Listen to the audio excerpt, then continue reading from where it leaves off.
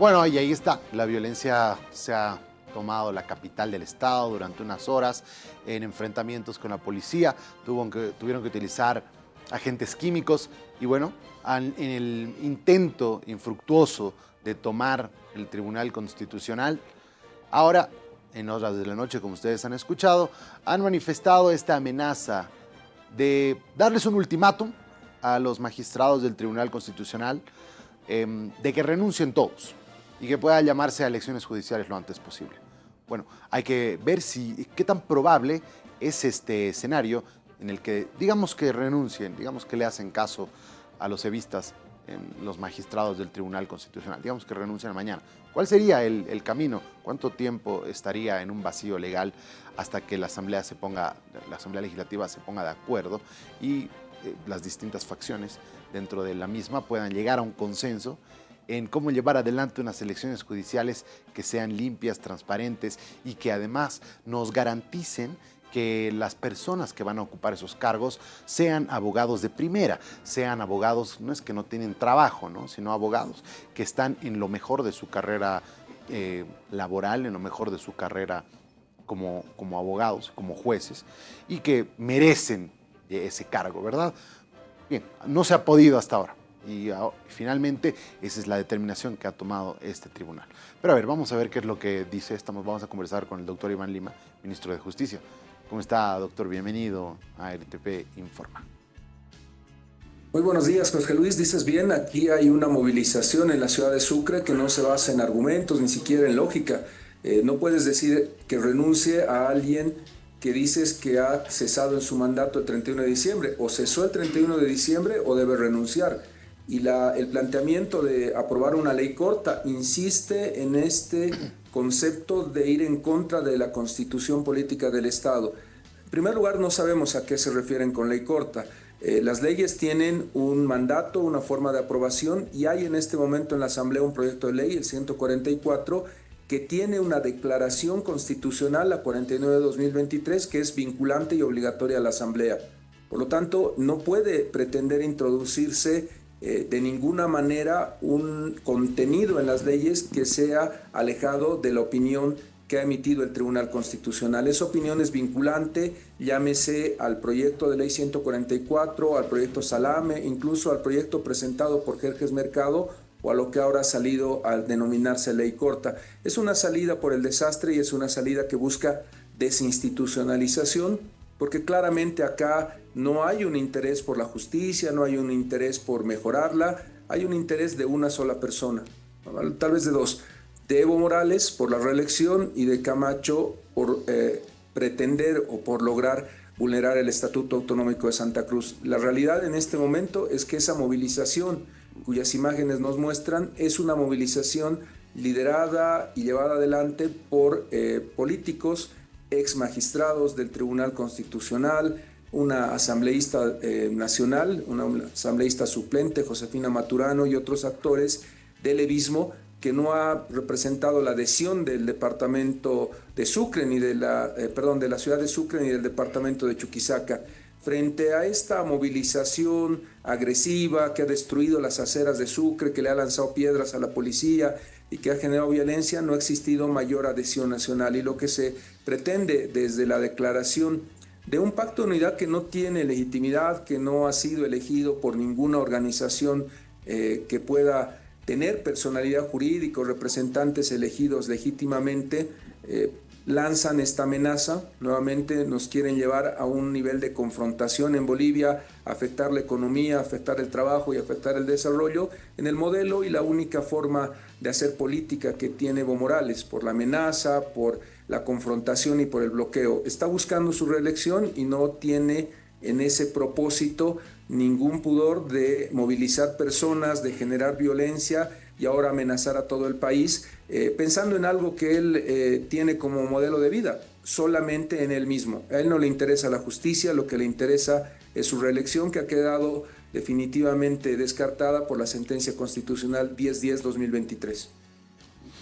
Bien, sin embargo, lo que hemos escuchado ayer de los marchistas en relación, se han abocado principalmente a que renuncien los los magistrados del Tribunal Constitucional.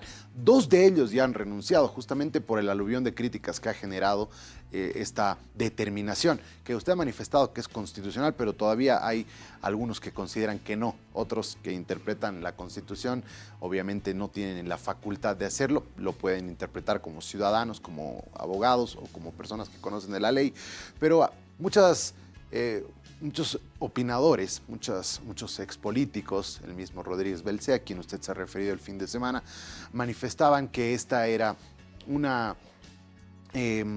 un nefasto precedente para el país en cuestión de cómo se está llevando adelante las funciones. Y por eso 2 de ellos ya han renunciado. ¿Por qué cree que han renunciado esos 2 magistrados, ministro? Luis, en el Tribunal Constitucional solo renunció Carlos Calderón. Tienes la carta de él, ha sido pública, en ella defiende la Declaración Constitucional 49 de 2023 y alega una razón de orden personal. Tiene la familia en Santa Cruz, tiene hijas pequeñas y tenía la intención de continuar su proyecto de vida desde la academia. Él acaba de defender una tesis doctoral en Europa, es un jurista de primer nivel. Carlos Calderón no ha planteado su oposición a la Declaración Constitucional, todo lo contrario, la ha defendido en su carta de renuncia. No ha renunciado ninguno de los otros 8 magistrados del Constitucional. Esteban Miranda, que también ha legado un móvil académico, él es docente de la Universidad Mayor de San Simón, tenía una licencia de 6 años y ahora se está reincorporando a su universidad, ha planteado también razones personales. Esos son los motivos de 2 renuncias que se dan en la ciudad de Sucre. No hay en este momento un jurista, un abogado que no tenga una lectura de la Declaración Constitucional que no sea la que se ha planteado desde la misma Declaración Constitucional. Se ha dado una situación de desinstitucionalización. El que tenía la obligación de preseleccionar y llevarle una lista al Tribunal Electoral es la Asamblea Legislativa. La Asamblea Legislativa no ha cumplido su obligación, no ha cumplido la obligación durante todo el 2023 y no ha tenido la capacidad de incumplido su deber de llevar esa lista. Frente a esa situación, había 2 caminos: cerrar los tribunales de justicia y esperar los tiempos de los políticos, que bien señalabas en la introducción. Si esperamos los tiempos de la Asamblea para ponerse de acuerdo, probablemente nos quedemos esperando indefinidamente a ese acuerdo de 2/3. No lo han logrado para la Contraloría, no lo han logrado para la Asamblea, para el Tribunal Departamental del Beni todo este tiempo, 3 años que tienen de mandato. No lo han logrado prácticamente para ninguna autoridad y la elección del defensor del pueblo ellos mismos la cuestionan. Si seguimos esos tiempos de la Asamblea Legislativa es probable que nos quedemos sin justicia los próximos años hasta que exista una nueva recomposición del Parlamento, al menos 2 años. Y eso es inadmisible. Lo que señala la Corte Interamericana y lo que señala la doctrina es que no puede darse una solución por el desastre, no puede darse una solución que cierre los tribunales de justicia y suspenda los derechos de los ciudadanos. Ni siquiera en tiempo de pandemia, ni siquiera en el tiempo de mayor convulsión se pueden cerrar los tribunales de justicia. Es algo inadmisible. Por lo tanto, la Declaración Constitucional 49/2023, ante una anomalía constitucional creada por la Asamblea Legislativa al incumplir sus deberes y su trabajo, propone una solución constitucional que el máximo intérprete, que son ellos, en base al artículo 203 de la Constitución, emiten esta declaración. Y esta declaración puede ser criticada, pero es lo que la Constitución manda, debe ser respetado por los demás órganos del Estado. Ha hablado del Tribunal Constitucional y esta declaración, en tanto no exista otra sentencia, otra decisión del tribunal, está vigente y es de obligatorio cumplimiento, es vinculante y no admite ningún recurso ulterior. La realidad es que el 203 es la fuerza de la Declaración Constitucional y del mandato que han dado los magistrados al país. Bien, ahora vamos a lo que se está comenzando a plantear. Usted mismo habló de las propuestas que se están generando en el legislativo. Esto seguramente igual le pondrá pues algo de presión a los políticos que usted manifestaba de este órgano del Estado, porque los obliga a que se pongan de acuerdo y que puedan sacar una resolución que tenga el consenso de los 2/3 de la misma. ¿Cuál de estas? ¿Usted ha podido revisar alguna de ellas que cumple con las expectativas, que va a generar una preselección de magistrados que estén en sus mejores capacidades como abogados, como jueces? Mira, en realidad el proyecto de Silvia Salama y el Ejerges Mercado son similares. El concepto que debes tener es que existan las idoneidades. Primero, una idoneidad y capacidad técnica para conocer el derecho. Lo que señalas es correcto. Alguien que llega al Tribunal Supremo o al Tribunal Constitucional o al Tribunal Agroambiental debe ser un jurista que conozca el derecho de una manera absoluta, que tenga el máximo conocimiento jurídico, que haya litigado y que pueda demostrar eso, sean pruebas escritas, orales, por expertos que puedan medir su capacidad y su idoneidad técnica. Esta idoneidad técnica no puede ser evaluada por personas que no son abogados, tiene que ser la academia, los colegios de abogados, la universidad, un grupo plural que conozca muy bien el derecho quien haga esta evaluación. Por lo tanto, una primera regla es que no sean los políticos, sino los expertos que evalúen la idoneidad técnica. La segunda es la idoneidad moral, la idoneidad ética. La persona que va a ser magistrado definitivamente no tendrá que tener antecedentes de violencia familiar, tendrá que haber pagado sus impuestos, no tendrá que ser un juez o jueza o fiscal que haya sido procesado, que haya sido suspendido por haber ejercido las labores inferiores a la de un magistrado en su ejercicio profesional. Y principalmente tiene que tener la idoneidad, la capacidad de ejercer esta alta función y demostrarlo en condiciones objetivas. No tiene sentido comparar el doctorado de una universidad que está entre las 200 primeras universidades con un doctorado que se obtiene por correspondencia. Claramente las reglas de esta evaluación deben ser transparentes y deben ser objetivas. No es admisible el camino de sortear entre los jueces del país o de tener ternas derivadas de un cabildo y mucho menos tener leyes que busquen bajo presión seleccionar a un grupo de amigos, porque lo que ocurriría es lo que pasó el 2012 y el 2017. La población iría a rechazar ese trabajo de la Asamblea con el voto nulo y nuevamente entraríamos al problema que hemos tenido en las dos elecciones anteriores.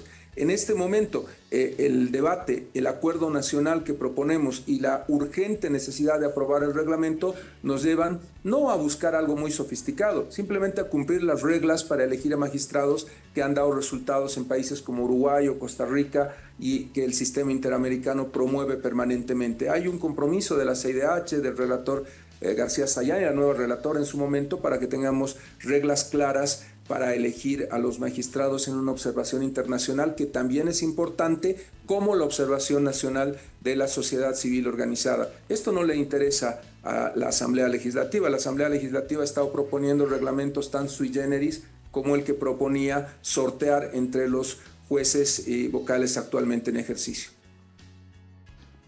Ahora, vemos que hay ejemplos dentro de la doctrina, dentro del derecho en otros países que les han permitido tener tribunales supremos y tribunales de justicia superiores que sí cumplen con estas expectativas. Sin embargo, estos son cargos vitalicios puestos por el presidente y debatidos por la Asamblea. Ya hemos visto que esta situación con los magistrados que tenemos actualmente fueron elegidos y bueno, en realidad fueron anulados por la ciudadanía. Y esos son los mismos magistrados que están hoy en los distintos tribunales y en el mismo Tribunal Constitucional que ha definido la prórroga, ministro. Sí, definitivamente el 2012 y el 2017 ganó el voto nulo, como bien lo señalas, pero es el tribunal que tenemos con las dos condiciones, preselección de 2/3 y voto popular. Hay que reemplazarlos y hay que reemplazarlos bajo la regla constitucional por preselección de 2/3 y voto popular. Planteas un tema correcto. En general, una democracia se mide por el tiempo de duración de mandato de sus jueces. Los jueces de la Corte Suprema de Estados Unidos o de la Corte de Argentina tienen un tiempo de duración, o la de Uruguay, tienen un tiempo de duración de por vida. Mientras ellos se jubilen o mientras dure el buen desempeño de sus funciones, permanecen en el cargo. Y los estudios dan la relación de que la independencia se garantiza por el tiempo de duración del mandato. Mientras menos sea el tiempo de duración de mandato de las altas cortes, menor es la calidad de la democracia. Por lo tanto, había que evaluar estos modelos y buscar el mejor modelo para el país. Y lo hicimos al inicio del mandato del presidente Luis Arce. Convocamos a una mesa a todos los actores políticos porque entendemos que este es un diálogo de todos los bolivianos y debe ser resultado de una política pública de largo plazo. Mesa de trabajo que fue saboteada por Evo Morales, al cual no le interesa la independencia judicial y que ha impedido que podamos ir en ese momento, hace 3 años que yo ya decía que estábamos atrasados a un proceso de mejora de estas elecciones con un ajuste, una reforma a la Constitución. Estamos ahora con reglas de juego que no nos permiten hablar de una reforma constitucional. Hay que ir a la preselección y a la elección. Y una regla muy clara que tienen los sistemas que tienen como el nuestro la posibilidad de elegir a magistrados. La gente que quiere ser magistrado tiene que haber sido juez vocal de excepcional calidad y de trabajo en su distrito, en su departamento, sin denuncias, con un trabajo adecuado, excelente, de excelencia, y eso existe en el país. Lamentablemente no son pues amigos ni compadres de los senadores y diputados, por lo cual es poco probable que puedan llegar a ser elegidos. Si las reglas continúan en la manera en la que están sosteniendo senadores y diputados de pretender cuotear y solamente pensar en la reelección de Evo y la vulneración al Estatuto de Santa Cruz, vamos a tener una mala elección y probablemente no lleguemos a esta elección en términos objetivos, sino en términos de cuoteo. Y la muestra de eso es esta movilización en las calles, esa movilización que solo busca continuar con la desestabilización y la desinstitucionalización de la justicia boliviana. No está perdido todo. Creo que esta movilización y este espacio que me brindas y la posibilidad que tenemos de generar debate en el país nos debe a identificar al responsable de la situación que tenemos, que es la Asamblea Legislativa, y exigirle que se apruebe un reglamento conforme a la Constitución que nos garantice postulantes y una selección para que el pueblo elija idónea y transparente. Ese es el camino correcto y es el camino que estamos buscando garantizar. Muy bien, ministro, muchísimas gracias por su tiempo. Un saludo a la distancia. Chao, Luis, hasta luego. Hasta luego. Bien, el doctor Iván Lima es ministro de Justicia, hemos conversado sobre este tema. Se viene un bloqueo entonces de caminos al buen estilo de Evo Morales para este miércoles a las 0 horas, si es que el resto de los 6 juristas, los 6 magistrados que quedan dentro del tribunal no renuncian a sus cargos. Ese es el ultimátum que han dado ayer este grupo de personas que intentaron tomar el Tribunal Constitucional en la capital del estado, donde se encuentra el Poder Judicial. Bien.